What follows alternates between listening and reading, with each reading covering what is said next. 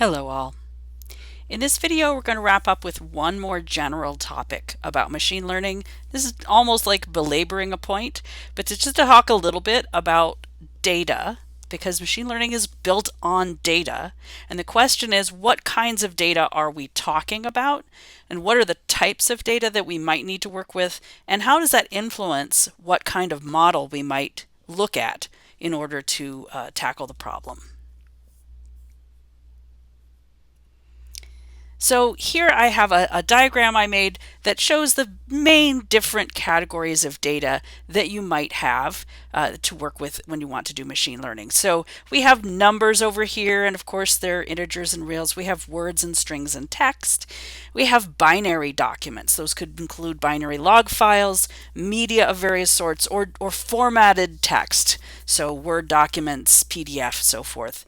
And then we have generally collections of data. So let's zoom in and take a closer look at what we mean by each of these types of data. And then you can think about what kinds of data sets, what kinds of problems imply different kinds of data. So first of all, just to start with the easy ones, numbers. We understand those pretty well as computer scientists. But integer values could be lots of different things. We could be counting something, we could be measuring something, we could be talking about someone's age, we could be talking about dates, which are slightly more complex. But all of those are things that are easily and perhaps best represented as integer values. And that's fairly simple for us to work with.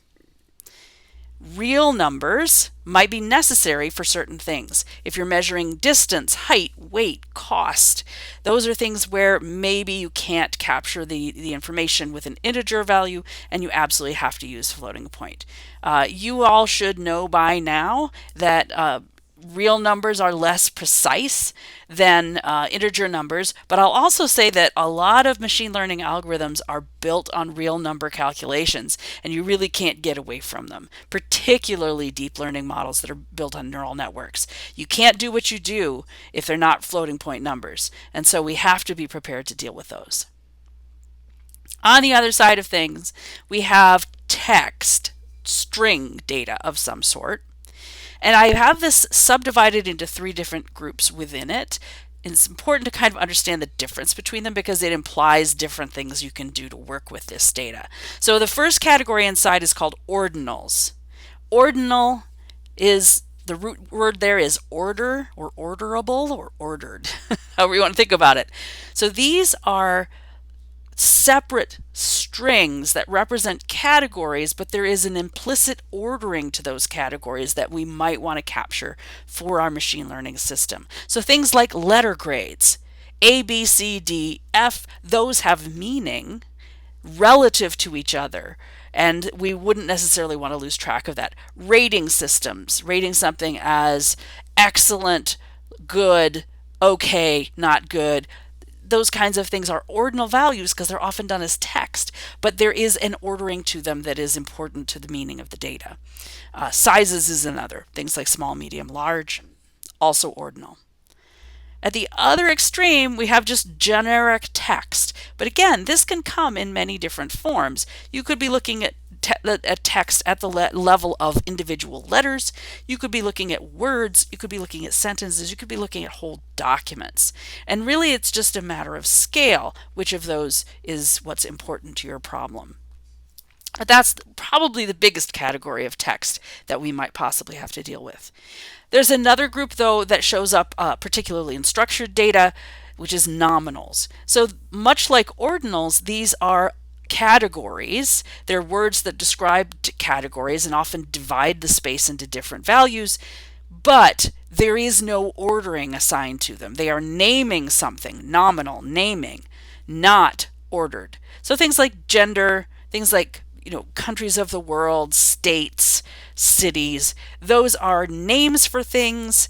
They're not just generic text, they're very specific and they don't have an ordering to them. So we have to handle that differently than we would for instance, ordinal data. All right, just to sort of fill this out, when you think about binary things, Word documents, PDFs, other sorts of formatted documents, that where they're not readable, they're not text documents that we can open and read in that way. They have to be handled specially. This could even include spreadsheet files like Excel files. You also have multimedia sorts of things, audio, video, images. Those are binary data. You can't just read the text in an image file. You have to actually be able to unpack it and work with it, and it's complex data. You also have a lot of times with machine learning systems, they may be looking at log files, so logs of users doing things on a website, system logs, gaming logs, things that record what you've done in a game. Those are typically stored in a binary format, and you need to do something with that. All right, now binary formats are among the most difficult to work with. But what I want to point out to you is that oftentimes we can unpack that data. I can read an image file into the computer and turn that image into a multidimensional array, but it's just an array of numbers. And at that point, I've reduced its complexity to something that I can work with. The same is true for PDF or Word documents. You can decode and pull the text out of them, and perhaps the images as well. And the same is true for logs. It's just an extra processing step to get them ready to work with a machine learning algorithm. So really, we can turn binary data into more simple forms almost all the time. And what usually happens is we end up with a collection. So the collections category is the last one I want to talk about. There are lots of different kinds of collections here. So you can have sequences. So you have data that happens over time or one after the other. You could have whole databases of data. You could have a folder that contains data. You could have tables. You could have corpuses, which is a fancy word for typically a text collection of text documents or something like that. So some of these are more simple for us to work with, and some of these are more complex. Tables, sequences, those are pretty straightforward. Corpuses as well, because it tends to be all the same kind of data. But when you have a database, it could have multiple different kinds of data in it, and folders could contain lots of different kinds of data. So there are forms of data representation that are more structured and easy to work with, and there are forms that are a little harder for us to work with. And that's really the last point that I want to make, is how do we distinguish between collections of data that are structured and collections of data that are not so structured. So here I have a couple of lists of what we mean by structured data. This is typically spreadsheets or tables, or maybe a relational database where the data is organized in tables. It is highly structured. You have rows and columns. And when we work with these in machine learning, we often assume a particular structure. So the structure that we like for machine learning with a spreadsheet, for instance, is that each and every row represents a different instance for our problem. The columns represent the attributes that each instance has, and possibly there's a column for the target that we want to produce from that instance. So that makes it really easy, and traditional machine learning algorithms typically assume that you're working in the structured data realm. They take in structured data and they work with it. Unstructured data is more complex. So text or documents, things that are sequential in nature, time series data, those are hard to work with traditional machine learning models. They don't deal with sequence and the importance of remembering previous examples before the current example. That's not something they do very well. Images, audio, video, all of these more complicated media. Even if you turn an image into a collection of numbers, or an audio file, or a video file, they're still extremely large and complex. So having to deal with those is tricky. And really what it comes down to is you don't apply deep learning unless you've got this kind of unstructured data.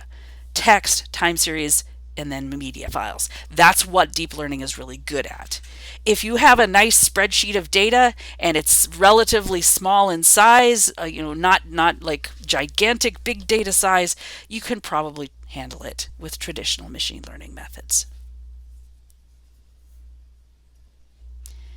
All right, so this is just to remind you of the importance of thinking about data types. Some machine learning algorithms require the data to be in a particular format, and you may have to do pre-processing on the data in order to get it into a format that works for the kind of machine learning you want to do. And in particular, if you had unstructured data, but you really don't want to do deep learning, you have to pre-process that data in maybe multiple ways to get it to the point where you can actually work with it within the context and expectations of structured data from traditional machine learning. We're going to study this a little bit more, but it's good to keep thinking like, data and data types just never is unimportant in computer science, and it's certainly a critical key, important part of doing any kind of machine learning. All right, I will see you all very soon.